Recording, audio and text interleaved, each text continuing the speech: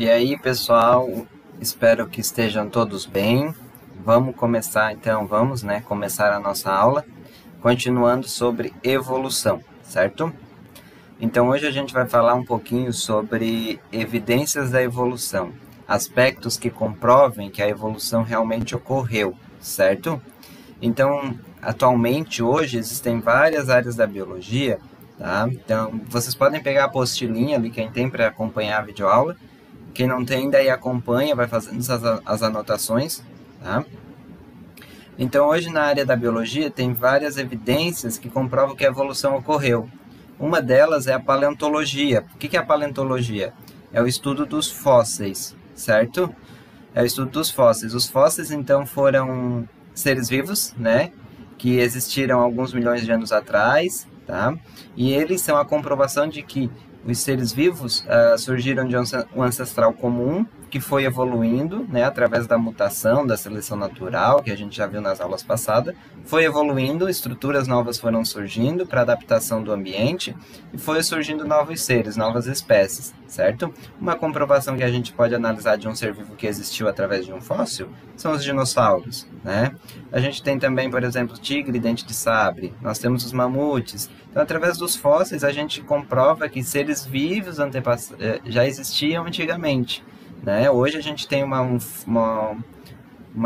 inúmeras, né, procedimentos que a gente consegue datar a data desse fóssil, ou seja, a que ano provavelmente esse ser vivo existiu, né? Então, outra característica que a gente consegue analisar que comprova a evidência da evolução são a anatomia dos seres vivos. Então, a anatomia estrutural do corpo dos seres vivos. A gente percebe que são muito próximas, né? A embriologia, ou seja, o desenvolvimento do embrião, o desenvolvimento do feto, tá? Ele também consegue comprovar que os seres vivos, eles descendem de um ancestral comum, e hoje a gente sabe, e através do estudo, do desenvolvimento dos embriões, a gente consegue identificar quais organismos são próximos, né? E principalmente hoje, né, não esquecendo de falar, a genética, o DNA. Então, através do DNA, a gente consegue analisar e identificar qual o parentesco de um determinado ser vivo. Por exemplo, hoje a gente sabe que o DNA de um chimpanzé é 98% idêntico ao nosso. Então, ou seja, 2% somente nós temos de diferença de um chimpanzé, certo? Então, como o professor falou, um dos indícios que comprovam a evolução, um dos mais fortes, seriam os fósseis, certo? Então, os fósseis, o estudo deles nos comprovam, né, que ocorreu sim a evolução, que os seres vivos que existem hoje são processos evolutivos de seres vivos passados, certo? Lá, quando o ano que vem, no primeiro ano, a gente vai estudar um pouquinho sobre a origem da vida. E a gente vai perceber que os seres vivos hoje derivam de um ancestral comum que surgiu há 3,5 bilhões de anos atrás, né? Então, isso a gente vai ver o ano que vem, tá? Continuando então aqui. Então, além dos fósseis, tá, a gente tem anatomia e embriologia comparadas. O que é comparadas? Então, anatomia quer dizer partes do corpo, estruturas do corpo. A embriologia estuda o desenvolvimento do embrião. Comparadas é que tu compara um ser vivo com o outro, certo? Então, para ficar um pouquinho mais claro, a gente vai acompanhar pelo texto aqui. Então, o professor vai lendo o texto e vai explicando para que não falte nenhum detalhe, para que a gente não pule nenhum detalhe, certo? Então, aqui, ó, estruturas ou órgãos que se formam de modo semelhante durante o desenvolvimento embriológico de determinadas espécies podem indicar ancestralidade comum. Então, estruturas, né, corporais, ossos, tecido, músculo, né, e órgãos que são formados muito semelhante lá no desenvolvimento embrionário, ou seja, que a formação deles são muito parecidas entre um ser vivo ou outro, isso pode mostrar a ancestralidade comum, ou seja, pode mostrar que esses seres vivos surgiram de um ancestral comum, ou seja, um ancestral lá que a gente viu na aula passada, ele foi sofrendo modificações ao longo do tempo, dando origem a novas espécies, tá? Por exemplo, a asa de um morcego e o braço de uma pessoa apresentam estruturas anatomicamente semelhantes, tá? Se a gente pegar aqui, ó, um morcego, o morcego é mamífero, o ser humano, mamífero, tá? Se nós formos ver aqui, ó, aqui o professor consegue mostrar coloridinho. Na apostila de vocês, eu não sei se foi colorido, tá? Dependendo, pode ter, se quem pegou impressa foi preto e branco, tá? Então, nós temos aqui alguns ossos, tá? Que são semelhantes. Claro, em alguns animais, em alguns seres vivos, eles são mais longos, outros mais curtos, tá? Mas eles são ossos que a gente encontra, pelo menos aqui, os ossos das mãos, né, do braço. Então, eles são os ossos que são muito semelhantes, tá? Então, aqui a gente tem, por exemplo, a da tartaruga, tem a do golfinho, a do homem, a do cavalo, né, a do morcego e a da ave. Então, através da análise anatômica desses seres vivos, dos ossos, a gente comprova que eles foram ancestrais. Por quê? Porque existem ossos muito parecidos no seu desenvolvimento, certo? Neste caso, essas estruturas são chamadas de órgãos homólogos, tá? Ou seja, órgãos homólogos são aquelas estruturas que aparecem em vários seres vivos, certo? Apesar da origem embrionária comum, os órgãos homólogos podem desempenhar funções diferentes. Então, apesar, tá, deles serem formados no mesmo processo, ou seja, os animais têm o mesmo processo de formação desses órgãos, quando ele está na parte embrionária, eles podem exercer funções diferentes, tá? Isso pode ser explicado pela diversificação decorrente da adaptação. Ah, como assim? Por exemplo, o morcego, a gente utiliza, por exemplo, nossos ossos principalmente para força, movimentação de objetos, né? Agora, por exemplo, se tu pegar o nosso braço com o morcego, eles têm estruturas ósseas muito parecidas. Mas o morcego utiliza o braço dele, ali, a asa, né, para o voo. E a gente utiliza o nosso braço para exercer funções diárias. Então, embriologicamente, lá no desenvolvimento embrionário, para surgir essas estruturas, é muito parecido. Mas a função desses órgãos é diferente. Ou seja, a estrutura de formação é muito parecida, eles são formados muito parecidamente, mas a função deles é diferente. Então, isso a gente chama de divergência adaptativa. Ou seja, que os ossos, essas estruturas, apesar de serem formadas parecidas, tá? Pela adaptação desse ser vivo no ambiente, ela exerce uma função diferente, certo? Existem também estruturas, né, ou órgãos, que eles não têm a mesma origem embriológica, ou seja, eles não originam lá no mesmo ponto embrionário, né? Mas eles têm funções semelhantes, certo? Por exemplo, a asa de uma ave é de um inseto. A formação da asa de uma ave e a formação da asa de um inseto é diferente, porém, a função delas é semelhante, que é para auxiliar no voo. Então, essas estruturas são chamadas de órgãos análogos. Então, órgãos homólogos são aquelas estruturas que têm o mesmo início embrionário, né? E elas servem, às vezes, dependendo da adaptação do ser vivo, para funções diferentes.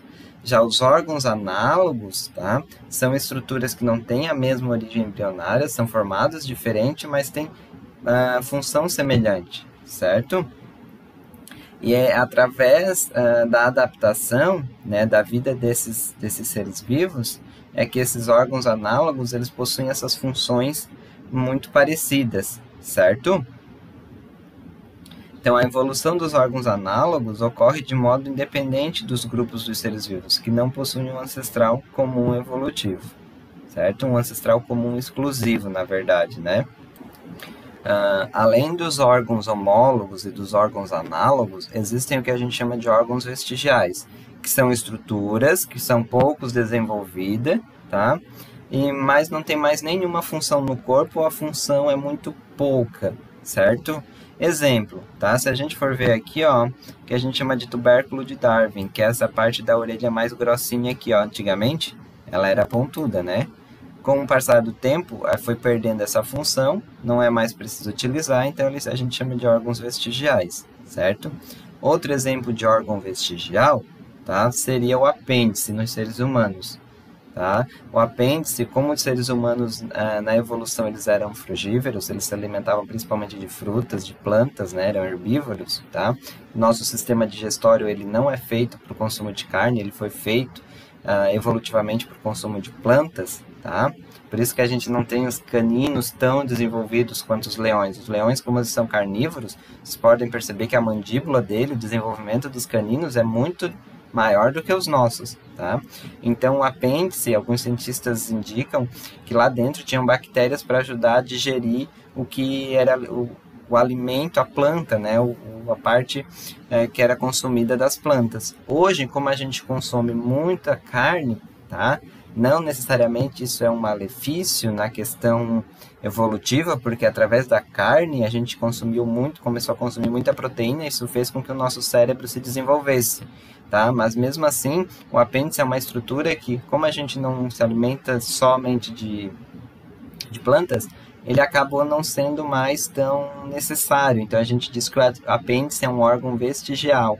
Isso nos humanos, tá? Agora, se tu vai utilizar lá, por exemplo, um coelho que também tem apêndice, daí já funciona, porque o coelho ainda continua sendo herbívoro, certo? Então vamos para a próxima parte aqui.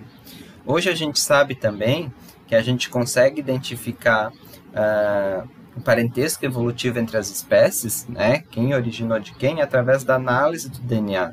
Então, a comparação do material genético, tá? Ele consegue, analisando o material genético, a gente consegue saber com mais exatidão se aquele ser vivo pertence ou não a determinada espécie. Ou seja, se eles têm um parentesco evolutivo, certo? Então, o que vocês têm que guardar até aqui? Que existem os órgãos, tá? Homólogos, que essas estruturas têm uma mesma origem embrionária, quando o indivíduo está sendo formado, uma mesma origem lá na formação, mas podem desempenhar função diferente, certo? Os órgãos análogos são aqueles onde não tem a mesma origem embrionária, eles não têm a mesma formação lá, o mesmo processo de formação do embrião, mas tem função semelhante. Exemplo, ali a asa do inseto e a da ave. Elas não são formadas embriologicamente no mesmo contexto, mas elas têm a mesma função. E os órgãos vestigiais são aquelas estruturas que ao longo do tempo foi se perdendo a função, que não é tão necessária hoje. Como a gente falou do tubérculo de Darwin, que é essa estrutura na orelha aqui, tá? Do apêndice. Outro exemplo muito são os caninos, os dentes molares, tá? Que ficam lá no final, que a gente conhece aqui na nossa região como dente do juízo. Como a gente está se alimentando muito de alimentos moles, né? Aqueles dentes acabam não nascendo mais em alguns indivíduos, tá? Então eles estão perdendo as funções, tá? Ou eles nascem de forma errada. Então também pode ser que futuramente seja considerado um órgão vestigial, certo? E a análise do DNA. Então, analisando o DNA, a gente consegue com mais exatidão, né, descobrir qual é o parentesco evolutivo daquele ser vivo. E agora, a gente vai falar um pouquinho sobre evolução humana, certo? Então, vamos lá. Vamos acompanhar o texto para a gente tentar entender melhor esse contexto da evolução humana. Então, no final do século XIX, né, foi muito difícil para a sociedade aceitar que a espécie humana ela surgiu da evolução de outros animais, como sugeriu lá o Darwin e o Wallace. Então, foi muito difícil para os cientistas, principalmente para a parte da religião, aceitar que o homem ele teve uma evolução para chegar ao que ele é hoje, que ele tem origem lá de um animal, de um ancestral comum, certo? Hoje é amplamente aceita na comunidade científica, né? Então hoje a ideia de que chimpanzés, gorilas e orangotangos são parentes evolutivos da espécie humana, tá? É mais através de experimentos, de conhecimento científico, de pesquisa, a gente já sabe que tanto os chimpanzés quanto os gorilas e os orangotangos, eles são parentes próximos da espécie humana, certo? Nós compartilhamos com esses animais muitas características, então a gente tem muita característica parecida. Exemplo, polegar em oposição aos outros. Por exemplo, se o professor fazer aqui, o nosso polegar a gente chama de polegar oponível. Por quê? Porque ele vira, ele é em oposição aos outros. E é graças a esse polegar que a gente consegue grudar, que a gente consegue segurar, certo? O fato de esses primatas...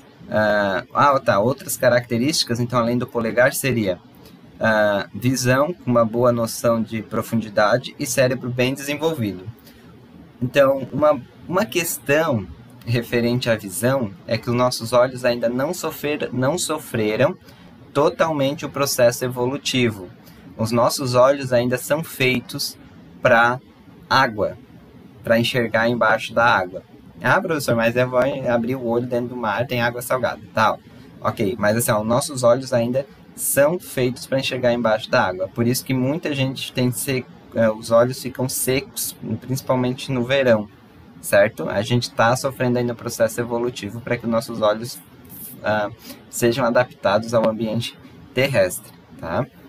Então aqui, ó, o fato de esses primatas serem parentes evolutivos mais próximos do ser humano significa dizer que a espécie humana e esses animais devem descender de um ancestral comum, que não existe mais. Então, o nosso ancestral, que deu origem aos seres humanos, ele não existe mais. Se o chimpanzé, se o gorila, se o orangotango continuar evoluindo, eles não vão chegar à espécie humana, tá? Então, aquela questão de que o homem veio do macaco. Não, o homem não veio do macaco, certo? O ser humano, nenhuma espécie de macaco que a gente tem hoje no nosso planeta, se ele continuar evoluindo, vai originar uma espécie humana. Nós temos um ancestral comum, lá no começo da evolução, onde esse ancestral, ao longo do tempo, ele foi se modificando e deu origem às várias espécies de primatas, que o professor vai mostrar para vocês ali agora, tá? Então, estima-se que a separação entre o grupo dos humanos e dos chimpanzés, tá, tenha ocorrido entre 6 e 8 milhões de anos atrás. Então, há 6 a 8 milhões de anos atrás, a gente teve a diferenciação desses grupos, tá? Então, o professor vai mostrar aqui para vocês aqui, tá? Embora existam semelhanças entre o ser humano e os primatas, também são observadas diferenças importantes, certo? Lembra lá que o professor, por exemplo, lembra lá que o professor falou que nós temos 98% do nosso DNA muito semelhante ao do chimpanzé, tá? Mas mesmo assim a gente tem características diferentes. Exemplo, os seres humanos se mantêm na posição ereta e caminham em 2 pés. Tá? Então, nós nos classificamos como bípedes, tá? Temos a postura eretas e conseguimos ficar em 2 pés. Tá? Depois a gente vai entender na evolução como é que isso ocorreu. Enquanto gorilas e chimpanzés conseguem se locomover ereto, né, em bípede, em curto período de tempo, pequenos espaços e curto período de tempo. Eles não conseguem ficar em pé muito tempo. Tá? Outra diferença está relacionada ao desenvolvimento do cérebro. Então, o nosso volume craniano é muito maior do que os demais primatas. Então, a nossa inteligência é muito mais capacitada do que os demais primatas. Um exemplo aqui, por exemplo, é que nós temos a capacidade de resolver problemas. Tá? Então, surgiu determinado problema, nós conseguimos mentalizar isso, conscientizar isso e resolver aquele problema. A maioria dos outros primatas não consegue fazer isso. Eles podem ser ensinados a realizar determinada função, mas se tu dá uma função diferente que ele não foi ensinado, muito dificilmente ele vai resolver. Já o ser humano não, o ser humano já tem essa capacidade de entender e tentar resolver aquela situação, certo? Boa parte do que sabemos sobre a evolução humana se deve ao estudo dos fósseis, como o professor falou lá no começo. Então, os fósseis, né, eles foram nos mostrando, a análise deles foi nos mostrando os tipos de alimentação de antigamente, onde aqueles seres vivos moravam, qual era mais ou menos a característica social daquele ser vivo, né? Então, muitos ancestrais da espécie humana tinham um crânio com tamanho semelhante ao dos chimpanzés, mas outras características semelhantes à da espécie humana, né? Como o professor falou para vocês, o início da alimentação da carne, inserir a carne na dieta humana antigamente, fez com que o nosso cérebro acabasse se desenvolvendo, certo? Por exemplo, aqui, o professor trouxe para vocês como é que mais ou menos ocorreu a evolução. Olha só, então nós temos o Australopithecus afarensis, que é o primata ancestral comum de todos os os descendentes evolutivos até chegar ao ser humano. Então, tu pode ver, ó, tá, que nenhum outro primata originou o ser humano, certo? Esses australopitecos foi sofrendo mutação, tá, até aparecer os australopitecos africanos, depois os australopitecos Gani, né, o Homo habilis, Homo erectus, o Homo enegaster, até o Homo sapiens, certo? Então vamos lá aqui, ó. Entre os possíveis ancestrais da linhagem humana estão os integrantes do gênero Australopithecus, termo que significa macaco do sul. Um dos fósseis do Australopiteco mais famoso pertence à espécie Australopithecus afarensis, descoberto em 1974, né, na região de Afar, na Etiópia, do sexo feminino. Então, analisando o fóssil, eles conseguem identificar tudo isso aí, ó, tá? E eles deram o nome de Lucy. Tá? A idade desse fóssil é aproximadamente de 3,18 milhões de anos, certo?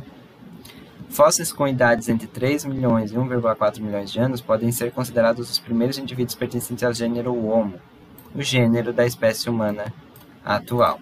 Tá? Então vamos ver um pouquinho das quais seres vivos. É claro que existem outras espécies ali no meio disso tudo, mas a gente vai pegar as mais importantes para entender como é que ocorreu a evolução humana. Tá? Então, os australopitecos já usavam pedaços de pedras. Tá? Então, os australopitecos, esse primeiro aqui, ó, tá? Já usavam pedaços de pedras ou ossos para cavar, tá? Pegar pequenos animais e se defender. Tá? Então, mas eles ainda eram quadrúpedes, ou seja, andavam em 4 patas, tá? Mas já tinham descoberto de usar pedra e osso para cavar, para matar animal, para se defender. Tá? A maioria deles era herbívoros, tá? Então foi a partir ali do Australopithecus, eles eram arborícolas, né? Normalmente viviam em cima das árvores, tá? Eles se alimentavam de carniça, tá? Então de animais mortos, tá? Mas a espécie Homo habilis, tá? Porque Homo habilis vem de habilidoso, foi a primeira a conseguir fabricar ferramentas, principalmente de pedra lascada, tá? As pedras eram quebradas de modo a ficar com uma ponta afiada e provavelmente usadas como faca para cortar a carne e animais, tá? Então, já usando ali o Homo habilis, que ele já começou a ter capacidade de produzir ferramentas, principalmente de pedras e de ossos, né? Então, já começaram a ter uma alimentação mais, digamos assim, com carne, né? Não necessariamente só a parte lá da carniça, tá? Vamos lá, então. A próxima espécie que a gente tem é o Homo erectus. Então, depois do Homo habilis, Homo erectus seria o primeiro ser hominídeo a dominar o fogo e também a ter a postura ereta, a conseguir andar e correr com apenas 2 membros, né? Ou seja, se tornar bípede. Tá? Foram encontradas pilhas de carvão vegetal fossilizado ao lado dos ossos em cavernas. As evidências sugerem que esse combustível poderia ter usado em fogueiras para aquecer o corpo, tá, e cozinhar carne. O uso do fogo deve ter facilitado a capacidade da migração desses grupos, pois permitia se aquecer em ambientes mais frios. Tá? Então, a espécie Homo erectus foi a primeira dos ancestrais diante da espécie Homo sapiens, a qual os seres humanos atuais pertencem ao sair da África. Então, Homo erectus, né, já tinha essa capacidade de dominar o fogo, produzir ferramentas, andar em 2 membros, né, bípede. Então, já conseguia se aquecer, tá? Entre 230 mil e 30 mil anos atrás, viveu um hominídeo, ficou conhecido como homem de Neandertal, tá? Porque nos seus primeiros fósseis descobertos estava uma caverna do Vale de Neander, na Alemanha. Então, os homens neandertais, há 200 mil anos atrás, tá, eles já usavam pele como roupa para se aquecer, tinham domínio do fogo, tá, já estavam construindo, viviam em sociedades, digamos assim, já tinham o hábito de enterrar os seus mortos, ou seja, de fazer tipo ter um luto, né, de ter um funeral, tá, e são os mais próximos dos seres humanos, tá. Os primeiros seres humanos a serem considerados a espécie atual, o Homo sapiens, pode ter surgido há 200 mil anos. O representante mais conhecido é o homem de Cro-Magnon. Tá? E tem esse nome porque seus fósseis foram encontrados de primeira vez na França, na caverna francesa do mesmo nome, há 12 mil anos atrás. Tá? Então, depois do Homo neandertal, tá, veio o Homo sapiens, certo? Que é o que somos nós hoje. Então, aqui ó, o professor trouxe novamente, né, uma árvore filogenética para a gente entender a evolução do homem. Então, nós temos um ancestral comum. Esse ancestral, então, nós temos aqui o primeiro primata, tá? Que é o lêmure, né? Então, nós temos ainda o lêmure, tá? Depois nós temos aqui, então, outros animais, né? Outros primatas. Nenhum deles, se evoluírem, vai dar origem ao homem. Então, aquela história de que o homem veio do macaco, ela é errada. O homem, ele tem um ancestral comum, né? Ou seja, um ancestral comum deu origem aos macacos e ao homem, mas não que o homem veio do macaco, certo? Então, espero ter ajudado vocês. Qualquer coisa, assistam novamente a videoaula. Dúvida, entre em contato com o professor, tá? Esse é um conteúdo que a gente normalmente leva umas 2, 3 aulas para rever, então o professor tenta fazer de uma forma mais rápida, porque senão não dá para salvar, para baixar ele no YouTube para vocês assistirem.